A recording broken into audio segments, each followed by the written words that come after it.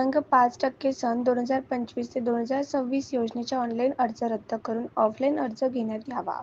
अपंग जनता दल सामाजिक संघटनाची यवतमाळ जिल्हा परिषदचे मुख्याधिकारी यांना निवेदनातून मागणी पूर्ण न झाल्यास 14 मे रोजी जिल्हा परिषद कार्यालयासमोर आत्मदहन आंदोलन करण्याचा यवतमाळ जिल्हाध्यक्ष दीपक जाधव यांचा इशारा.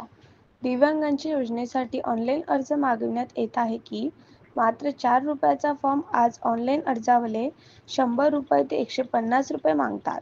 तरी दिव्यांग हा पैसे कुठून आणणार? गेल्या 6 महिन्यापासून दिव्यांगांचा संजय गांधी निराधार पगार सुद्धा नाही.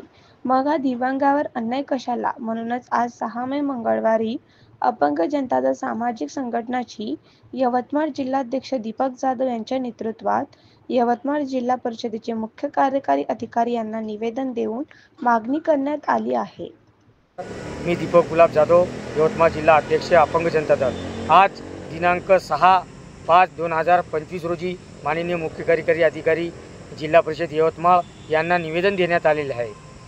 दिव्यांगांचा जो 5% निधी असतो त्या निधीमध्ये दिव्यांगासाठी झेरॉक्स मशीन, आट्टाचक्की, ई सायकल, पॉवर वीटर, मतिमंद पाल्यासाठी अर्थसहाय्य या योजनेचे जिल्हा परिषदमार्फत ऑनलाईन अर्ज करण्याचे त्यांनी जाहीर केलेलं आहे. ते या ऑनलाईन अर्जाचा आमचा विरोध आहे की दिव्यांग बांधव ऑनलाईन अर्जासाठी 100 रुपये 150 रुपये हा दिव्यांग बांधव कुठून आणणार आहे. या संदर्भात मी आज माननीय मुख्य कार्यकारी अधिकारी यांना निवेदन दिलेलं आहे की 13 तारीखपर्यंत हा जो ऑनलाईन अर्ज आहे तो रद्द करण्यात यावा, अन्यथा मी जिल्हा परिषद कार्यालयासमोर आत्मदहन करणार आहे. यांची सर्वस्वी जबाबदारी माननीय मुख्य कार्यकारी अधिकारी आणि समाज कल्याण अधिकारी यांची राहील. धन्यवाद. जय शिवलाल.